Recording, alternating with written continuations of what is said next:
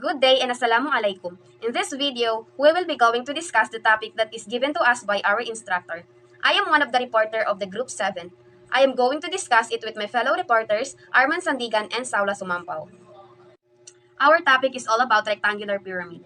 So, what is rectangular pyramid? A rectangular pyramid is a three-dimensional object with a rectangle for a base and a triangular face corresponding to each side of the base. The triangular faces which are not the rectangular base are called the lateral faces and meet at a point called the vertex or the apex. Usually, right pyramids are studied. When we say rectangular pyramid, it is a type of pyramid with the base shaped like a rectangle but the sides are shaped like a triangle. A pyramid usually has triangular sides but with different bases such as the square pyramid or the hexagonal pyramid. So, to find the volume of the rectangular pyramid, we will be going to use the formula V is equals to 1/3 times L times W times H. The V stands for volume and the 1/3 is a constant and the L stands for the length, W stands for the width, and of course the H stands for height, which is located in the center of the rectangular pyramid. So another one is the surface area of a rectangular pyramid. So in order for you to take the surface area of the rectangular pyramid, you will be going to use the formula total surface area equals base plus 2 times lateral side 1 plus 2 times lateral side number 2. So before you get the base, the lateral side 1 and the lateral side 2, you will be going to use the formula of the base, the formula of how to get the lateral side 1 and of course the lateral side 2. To find the base or to find the value of the base, you will be going to use the formula which is the A is equals to BH. So you are going to substitute the value to the formula, which is A stands for the area equals the B stands for the base and of course the H stands for the height. And in order for you to get the lateral side number 1, you will be going to use the formula A is equals to 1/2 times B times H. And of course, B stands for the base and H stands for the height. And in order for you to get the lateral side of the lateral side number 2, you will be going to use the same as the formula here in lateral side number 1, which is the A equals to 1/2 times BH, or the area equals to 1/2 times base times height. Take note that the area here, the 1/2 here is a standard. Yeah, it's a constant. Good day, ma'am. So I am Arman Sandigan, and I will discuss how to solve the surface area of the rectangular pyramid. So here, this is the rectangular pyramid, which is the base is a rectangular form, and this is the lateral sides or a pyramid, lateral sides of a pyramid. Then then the formula for surface area is equals to base plus 2 times the lateral area number 1, which is this is my first lateral area number 1, which is the top and bottom side of a lateral, then the length of the rectangular base, and plus 2 times the lateral area number 2, which is the left and right lateral side and the width of the rectangular base. Yan yung kinuha ko na area number 2 kasi sila lang din yung pareho, tsaka ito lang din yung pareho. Then now I will proceed now. So bago natin magamit yung surface area formula, we need to find first the base, which is the base of a rectangular, and the base of the rectangular. So the length of it is 9 meter and the width of it is 5 meter. So in case now ang gagawin natin na ay ang kukunin natin na formula for getting this base is the formula ng rectangular, which is yung area is equals to length times width. So the area is equals to length, which is to 9 meters. So ilalagay lang siya dito, 9 times the width, which is yung 5 meter. So 9 times 5 is equals to 45 meters squared, o yan na yung first na area mo. Area is equals to 45 meters squared. So may base ka na. Then ang next mo na mga hanapin is yung lateral area number 1, which is ito yung kinuha ko muna, itong part na to sa top and bottom. So ang formula na gagamitin ko doon, kung di ako nagkakamali, is yung formula ng triangle, which is area is equals to 1/2 times base times height. Since meron naman siyang base at saka height. So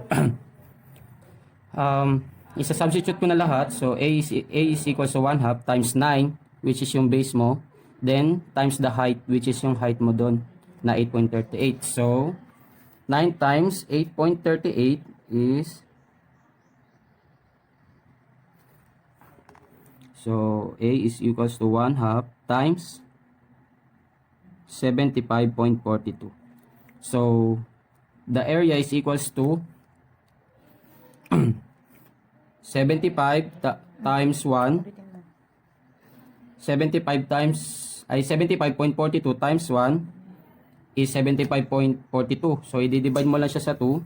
So the final answer will be 37.71 meters squared. So meron na tayong lateral area number 1. Then hanapin ulit natin yung isa pa na lateral area, yung number 2, which is yung left and right na to, tsaka yung width. Yan naman yung kukunin natin. So adjust ko lang paangat. So ito pa rin yung gagamitin natin na formula, which is A is equals to 1/2 times base times height. So A is equals to 1/2, then yung base mo, which is yung 5 meter, substitute mo lang dito, times 5 meter, tapos times height, which is yung height mo na 9.18. So times 9.18.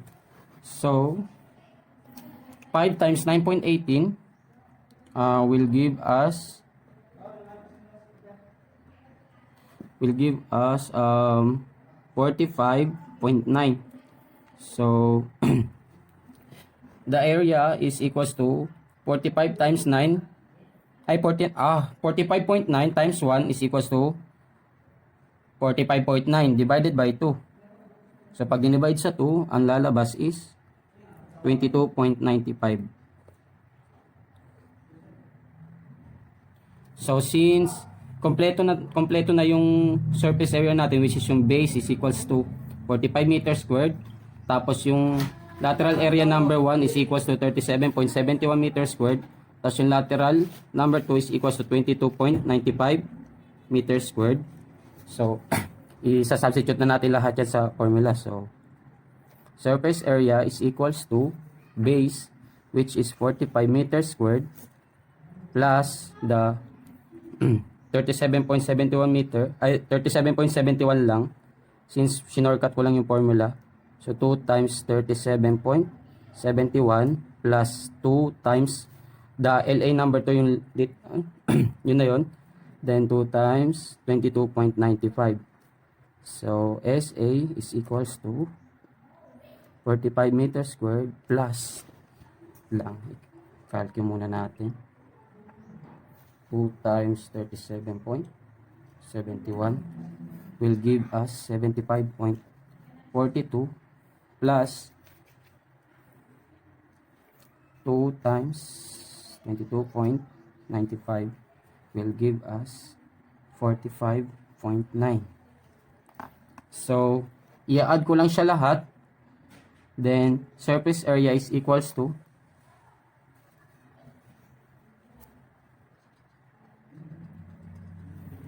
surface area is equals to 166.32 meters squared. And that's it. Thank you.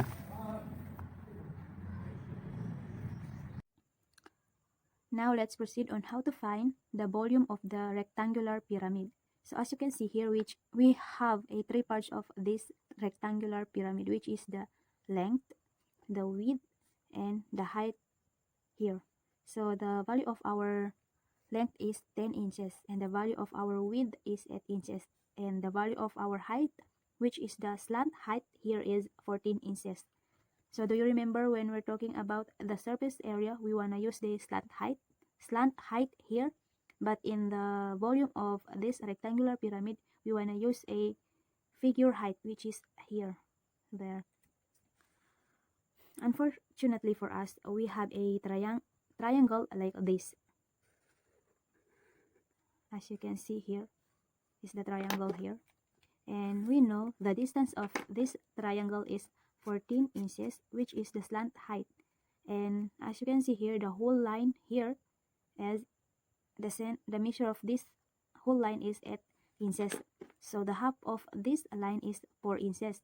Then like this, it is half of this line, so 4 inches. So now if I have two sides of this triangle, I can figure out the third side of this triangle. So yes, I can. Of course, we call it h, or the height. So let's proceed. The formula of getting or finding the volume of rectangular pyramid. So V is equal to 1/3 times length times width times height. But before that, we will gonna solve for the height of this triangle or this pyramid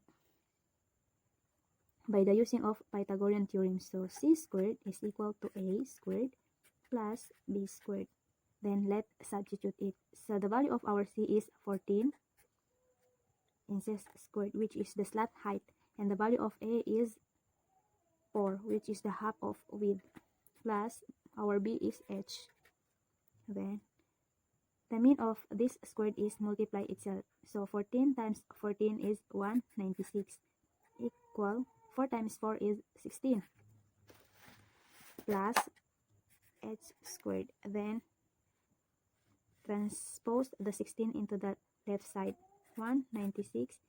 Since it's a positive, we will be coming a negative in the left side, h squared. So 196 minus 16 is 180, equal h squared. So we will take a square root both sides of it. So the 180 is not a perfect square, which is we have, therefore it have a factor, which is the one of this factor is a perfect square, which is 9 times 20.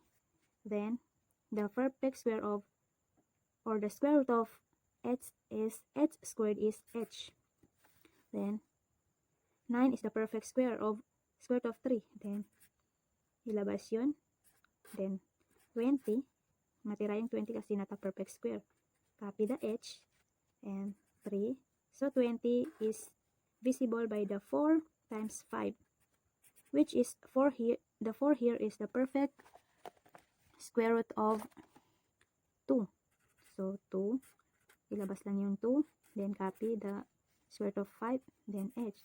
3 times 2 is 6, then 5. So this is the value of our height. Height is equal to 6 square root of 5. Don't forget to put the inches. Let's go back to the formula of finding the volume of the rectangular pyramid. So copy the 1/3, then the value of length is 10 inches, then the value of width is 8 inches, and the height is 6 square root of 5 inches. Then multiply it. 1 times 10 times 8 times 6 square root of 5 inches is 480 square root of 5 cube inches. So copy the 3, the denominator, which is 3. Then 480 square root of 5 cube inches divided by 3 is 357.8 cube inches. So this is the value of our volume in the rectangular pyramid. So that's all. Thank you.